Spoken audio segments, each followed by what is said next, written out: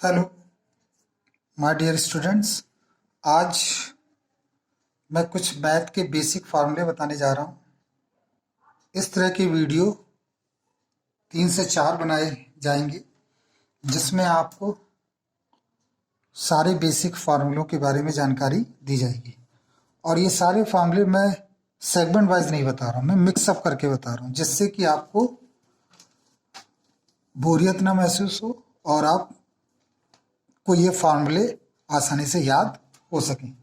तो सबसे पहले जो शुरुआत करते हैं वो अलजब्रा से ही शुरुआत करते हैं। अलजब्रा का सबसे इम्पोर्टेंट फार्मूले से शुरुआत करते हैं। और वो फार्मूला क्या है देखिए, सबसे पहला और कॉमन फार्मूला अलजब्रा का, और वो है a प्लस बी का होल स्क्वायर। तो ये a square plus B square plus 2ab, फिर a माइनस बी का whole square, a square plus B square minus 2ab।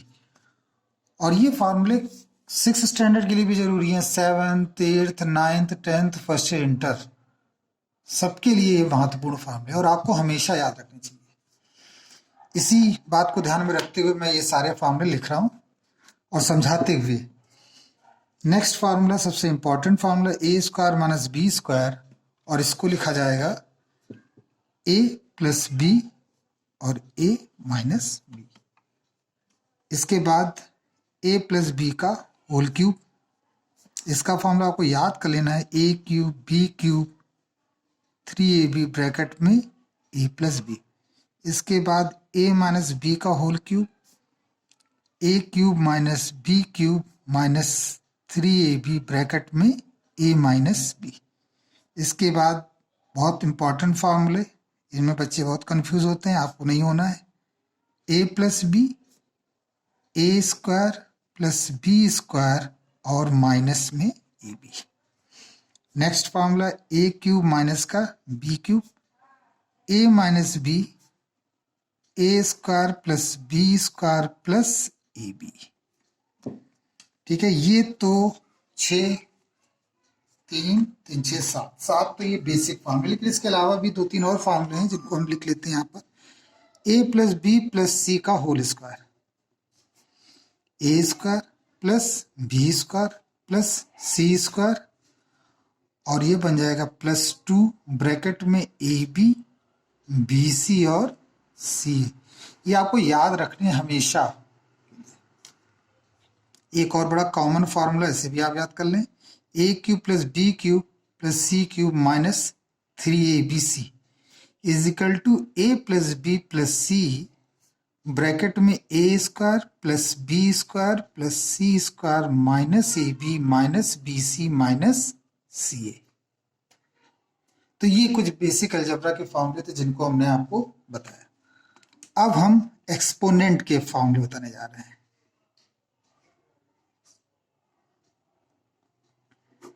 Law of exponent भी कहते हैं, कहीं कहीं पे लॉ ऑफ इंडेक्स भी लिखा होता है। इसमें क्या फॉर्मूला सबसे इंपॉर्टेंट जिसको लोग नहीं समझते हैं, किसी की भी पावर अगर 0 हो तो उसकी वैल्यू 1 होती है।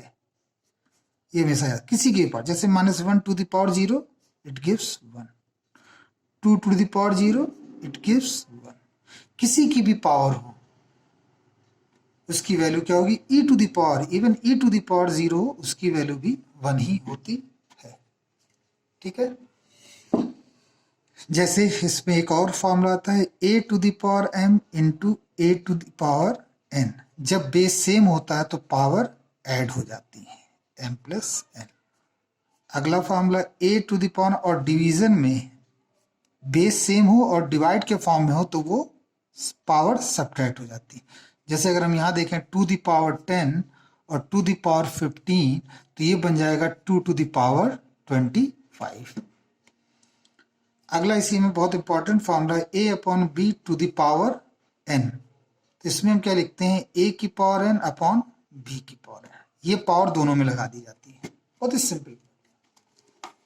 ठीक है, अगला फॉर्मूला देखिए, a upon B to the power n है, और अगर हम अंदर को पलट दें, मतलब न्यूमरेटर और डिनोमिनेटर भेज दें, जो डिनोमिनेटर और न्यूमरेटर भेज दें, तो जो पावर होती है वो माइनस में लिख दी जाती है।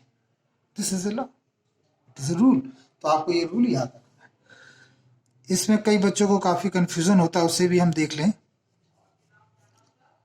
बहुत ही इंपॉर्टेंट है उसको जानना कि अगर कहीं लिखा है a की पावर m और b की पावर m, तो इसका रिजल्ट क्या होगा। तो इसमें आप याद रखिए, जब बेस डिफरेंट हो और पावर सेम हो, तो इससे हम बेस को मल्टीप्लाई कर देते हैं और इसके ऊपर पावर लिख देते हैं, ab to the power m।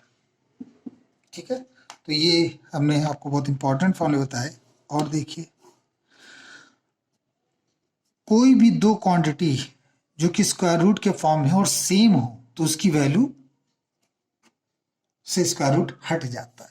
जैसे under root A gives A, और अगर ये √2 हो और ये √3 हो, तो आप इन्हें मल्टीप्लाई कर देंगे और रिजल्ट पर 6 लगा देंगे। ये सब आपको पता है, मैं एक तरह का रिवीजन आपको दे रहा हूं, जिससे कि आप बड़ी आसानी से इसको समझ सकें, पढ़ सकें, याद कर सकें। ठीक है, अब आते हैं ट्रायंगल पर। अब सीखते हैं ट्रायंगल के बारे में। ट्रायंगल की प्रॉपर्टी तो आप जानते हैं, आइए नेक्स्ट पेज पे देखते हैं इसको। ट्रायंगल की प्रॉपर्टी में आप जानते हैं, a structure enclosed by 3 sides is known as triangle. ये देखिए triangle A B C, this is a triangle. Triangle कई तरह के होते हैं, उनको हम एक एक करके पढ़ेंगे, लेकिन पहले इस ट्रायंगल की विशेषताओं जानते हैं। कोई भी ट्रायंगल होता है उसमें 3 साइडें होती हैं, 3 एंगल होते हैं, 3 वर्टेक्स होते हैं, ये एंगल्स कहलाते हैं, दीज आर एंगल्स। और ये वर्टेक्स कहलाते हैं, और ये साइड्स कहलाते हैं। एंगल ए, एंगल बी और एंगल सी का जो सम होता है वो 180 डिग्री होता है। ये हमेशा याद रखिए, कोई भी आप ट्रायंगल बनाएं, उसमें जितने भी एंगल्स होंगे उनका सम 180 डिग्री होगा। इसका सबसे स्पेशल केस जो आता है वो आता है राइट एंगल ट्रायंगल के केस में, ए बी सी। और आपको याद आ गया होगा, ये सिंबल होता है 90 डिग्री का। तो 90 डिग्री के सामने हमेशा जो साइड होती है उसे हम बोलते हैं हाइपोटेनियस, और ये कहलाता है बेस, और ये कहलाता है परपेंडिकुलर। सिंबॉलिक फॉर्म में अगर लिखें तो ए बी परपेंडिकुलर है, इस तरह का सिंबल बनाते हैं, ए बी परपेंडिकुलर है किस पर, बी सी पर। इसमें जब भी कभी राइट एंगल ट्रायंगल है, आपके दिमाग में एक फॉर्मूला क्लिक करना चाहिए, एक थ्योरम क्लिक करनी चाहिए, आपको याद आ गया होगा आई एम श्योर, उसको बोलते हैं Pythagoras.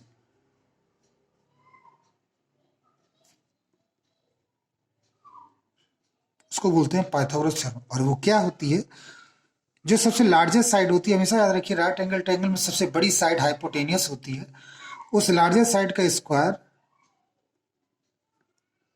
Square of sum of other 2 sides, उनके साइड्स के स्क्वायर के सबके बराबर। जैसे लिखा है 3, 4 और 5।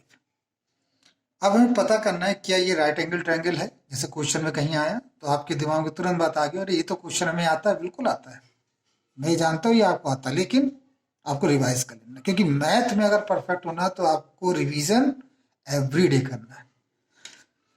तो 5 का स्क्वायर करेंगे, ये आ जाएगा 25, 4 का स्क्वायर और 3 का स्क्वायर करेंगे, 16 + 9 गिव्स 25। तो यहाँ पर पाइथागोरस थ्योरम जो होगी वो अप्लाई हो जाएगी, और तुरंत हम कह देंगे कि ये एक राइट एंगल ट्रायंगल। तो राइट एंगल ट्रायंगल कहीं भी आया, आप तुरंत ध्यान रखें कि वो कहीं ना कहीं पाइथागोरस थ्योरम उसमें अप्लाई होगी। आइए और एक ट्रायंगल की प्रॉपर्टी देखते हैं। ये हमने एक ट्रायंगल बनाया ए बी सी। इसमें देखिए हम एक एक लाइन ड्रॉ कर रहे हैं। ये लाइन एक स्पेशल लाइन है, इसको बोलते हैं मीडियन। मीडियन की विशेषता ये होती है, एडी क्या है यहाँ पर, मीडियन, एडी है यहाँ पर मीडियन। एडी की विशेषता ये होती है कि ये सामने वाले साइड्स को बाइसेक्ट करते हैं। तो अगर हम इधर से भी एक मीडियन ड्रॉ करें, बिल्कुल, इधर से भी एक मीडियन ड्रॉ करें, बिल्कुल, आप देखिए स्पेशल प्रॉपर्टी के डी एल, एल जो होगा वो ए बी का मिड पॉइंट होगा, के जो होगा वो ए सी का मिड पॉइंट होगा, डी जो होगा वो बी सी का मिड पॉइंट होगा। तो मीडियन की विशेषता क्या होती है कि मीडियन जो होती है वो अपोजिट साइड्स को बाइसेक्ट करती है। मतलब कि A D equal to D C हो गया, और ये आपस में इक्वल नहीं है, no no, these are not equal, लेकिन ये एक पॉइंट से होकर जाती है, कॉमन पॉइंट से होकर जाती है। इस पॉइंट का नाम है सेंट्रॉइड। इसको क्या बोलते हैं? सेंट्रॉइड। इसको सर्च करिएगा, देखिएगा बुक में कहाँ पे पढ़ा था, ये आपको होमवर्क है। जिधर से स्टार्ट होगा उधर 1, और जिधर खत्म होगा उधर, और जिधर से स्टार्ट उधर 2, जिधर एंड होगा उधर 1 हो। तो आप ये देखिए कि इनका ये 2 और 1 के लिए ये एक्चुअली रेशियो है, 2:1। तो हमेशा याद रखिए जो मीडियन होती है वो जिधर से ड्रॉ की जाती है उधर 2, और जिधर फिनिश होती है उधर 1, और ये जो जी पॉइंट होता है ये इसको 2 और 1 के रेशियो में डिवाइड करता है। Very important property. आइए इसी में एक और, ट्रायंगल्स के टाइप्स आपने पढ़े होंगे, मैं सिर्फ रिवाइज करा रहा हूँ क्योंकि इसके बाद 3 और 4 लेक्चर्स के बाद जब मैं ये मान लूँगा कि अब आप मैथ सीखने लायक हो गए हैं, तो उसके बाद फिर हम टॉपिक वाइज चीज़ों को स्टडी करेंगे। तो यहाँ पर आप देखिए कि ये तीनों साइड्स यहाँ पर इक्वल हैं, तो इसको नाम दिया जाता है इक्विलेटरल ट्रायंगल का। बिल्कुल correct, A B, B C और सी ए, बिल्कुल सही पहचाना आपने कि ये एक इक्विलेटरल ट्रायंगल है। और इसमें एक और प्रॉपर्टी होती है क्या, कि angle B equal to angle C equal to angle A, तीनों एंगल आपस में बराबर होते हैं और वो कितने डिग्री होते हैं? 60 डिग्री का, बिल्कुल करेक्ट। इसमें अगर हम मीडियन ड्रॉ करें तो देखिए यहाँ स्पेशल मीडियन होता है, वो सामने वाली साइड पर परपेंडिकुलर होता है। और एक खास बात, इसमें जो मीडियन होते हैं वो आपस में इक्वल भी होते हैं। तो इक्विलेटरल ट्रायंगल में medians are also equal and they are perpendicular to opposite sides. अब हम और अगले ट्रायंगल की ओर चलते हैं। इसमें ये 2 साइड्स इक्वल, केवल ये 2 साइड्स इक्वल। अगर 2 साइडें इक्वल हैं तो इसकी क्या प्रॉपर्टी होती है? तो A B is equal to B C और angle B is equal to angle C. अब बी और सी कुछ भी हो सकता है, 45 हो सकता है, 30 हो सकता है, इट डिपेंड्स, लेकिन जो भी होगा वो आपस में इक्वल होगा। तो ये इस ट्रायंगल को बोलते हैं आइसोसेलेस ट्रायंगल। बिल्कुल सही, आपको याद आ गया। और इसके बाद जब तीनों साइडें आपस में इक्वल नहीं होती हैं, जैसे इसमें हमने बताया तीनों साइडें इक्वल नहीं हैं, तो इसको बोलते हैं स्केलीन ट्रायंगल। इसको नाम दिया जाता है स्केलीन ट्रायंगल का। ठीक है, अब ट्रायंगल की बात करें तो ट्रायंगल के एरिया को भी डिस्कस कर लें। ये है ट्रायंगल, ये है ए, ये है बी, ये है सी। तो यहां से हम ये परपेंडिकुलर ड्रॉ करते थे, इससे हम एल्टीट्यूड भी कहते हैं, ई डी। तो अगर मैं इस ट्रायंगल का एरिया निकालूं तो वो आपका बनेगा हाफ परपेंडिकुलर ए डी और बेस बी सी। अब देखिए ये एरिया किसका निकला? ये एरिया निकला ट्रायंगल ए बी सी का, ए बी सी का एरिया आया, area of A B C. अब देखिए खास बात, अगर मैं यहां कहूं एरिया निकालने का तो बहुत सिंपल सा आप लिख देंगे एरिया, एरिया का सिंबल, ये ट्रायंगल बना रखा है इसके आगे एरिया हम लिख देते हैं ए आर ई ए। तो एरिया लिखना चाहे half A B into B C. ये क्या है? ये है आपका एरिया का formula, area of a triangle. लेकिन ये कौन सा ट्रायंगल है? ये ट्रायंगल है आपका राइट एंगल ट्रायंगल। ठीक है, अब इसी में अगर तीनों साइडें बराबर ना हो, एक इंपॉर्टेंट नॉमेनक्लेचर भी हम यहां जानेंगे। जैसे ये हमने लिखा ए, ये लिखा बी, ये लिखा सी। ए के सामने की जो साइड होती है वो स्मॉल लेटर ए से रिप्रेजेंट की थी, बी एंगल के सामने जो साइड होती है स्मॉल लेटर बी से रिप्रेजेंट की, सी के सामने की जो साइड है स्मॉल लेटर सी। अगर ये तीनों साइडें अनइक्वल दी हों, अनइक्वल हो, और हमें इसका एरिया पूछा जाए, तो आपको याद हो गया होगा यहाँ पे हीरोन्स लॉ लगता है। तो उसका फॉर्मूला होता है area equal to under root S minus ए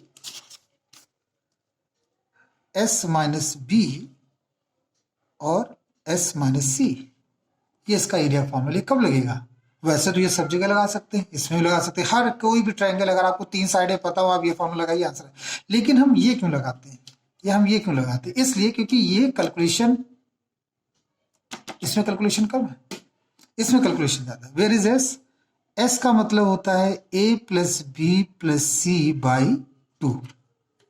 ए का मतलब होता है A plus B plus C by 2। तो पहले पार्ट में हमने केवल 2 ही चीजें डिस्कस की, एक ट्रायंगल और अलजेब्रा के कुछ बेसिक फॉर्मूले।